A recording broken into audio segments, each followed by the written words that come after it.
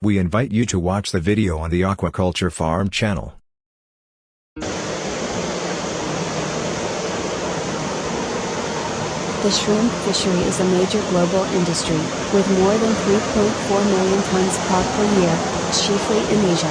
Rates of bycatch are unusually high for shrimp fishing. Small-scale local fishery for shrimp and prawns has existed for centuries and continues to form a large proportion of the world's shrimp fisheries. Trawling increased in scale with the introduction of otter boards, which use the flow of water to hold the trawling net open, and the introduction of steam-powered vessels, replacing the earlier sail-powered boats. The loss of the shrimp fishery has been an economic hardship for fishermen, as it was previously a way for the lobster fishermen and others to make money during the cold winter months. Trawling increased in scale with the introduction of otter boards, which use the flow of water to hold the trawling net open, and the introduction of steam-powered vessels, replacing the earlier sail.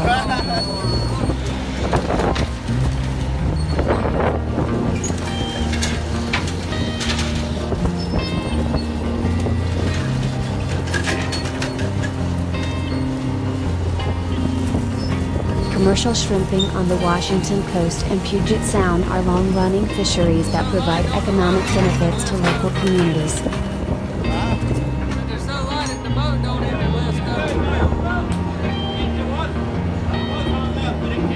Washington coastal shrimp fishing activity is split between two ports, Westport and Ilwaco, with processors located at each.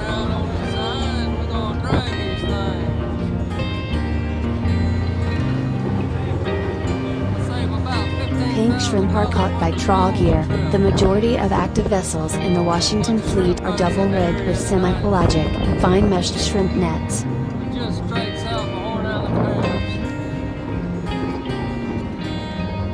Commercial shrimp fisheries' main objective is to maximize their target catch in order to make the most profit. Commercial shrimp fisheries satisfy this goal by the utilization of trawl nets. Trawling is a very destructive form of fishing, and unfortunately, does not take into consideration ecological consequences. Trawling, by the use of beam or otter trawls, is used to maximize their catch of shrimp. However, it also maximizes their landings of bycatch.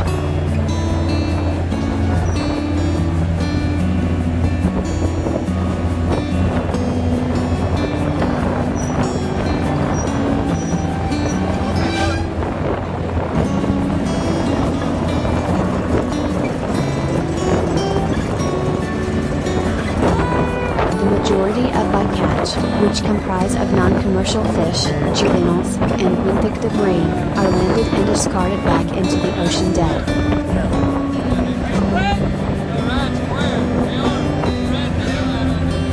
The dumping of bycatch then contaminates the water and contributes to the death of other species living in the area.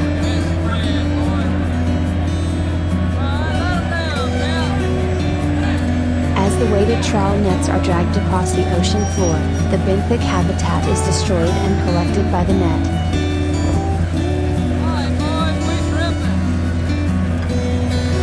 Trawl nets catch some species of fish so frequently they are unable to grow into adulthood before they are caught, which leads to truncated size distributions of those species.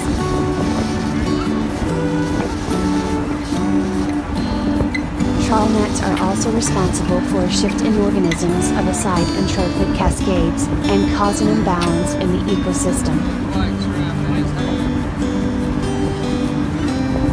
The studies conducted about trawls provides a plethora of evidence that confirm commercial trawl shrimp fisheries are unsustainable and cause detrimental harm to the ecosystem.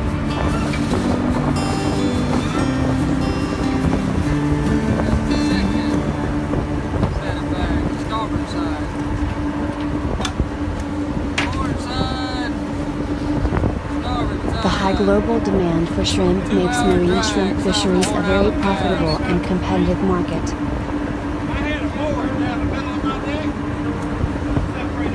Commercial fisheries increase the amount of fishing effort by increasing their number of fishing vessels or by extending the duration of their fishing trips. Small amount of fish, not too bad.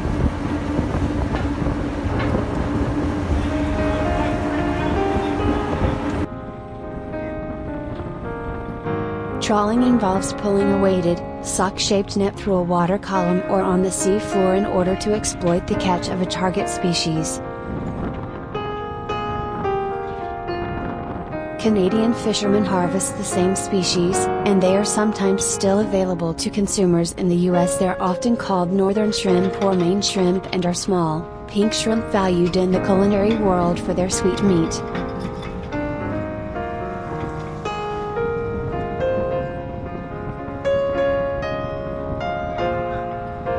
Most commercial shrimp fisheries use beam trawls because they are specifically designed to target benthic species, like shrimp, that either bury or rest on the benthic sediment. Beam trawls are comprised of a rigid beam held off the seabed by two beam shoes. The net headline is fixed at an open position and attached to the beam. The foot rope is attached to the beam shoes. Tickler chains are gear used with trawls because they are designed to penetrate the upper layers of the sediment in order to disturb the target species that are buried in the sediment.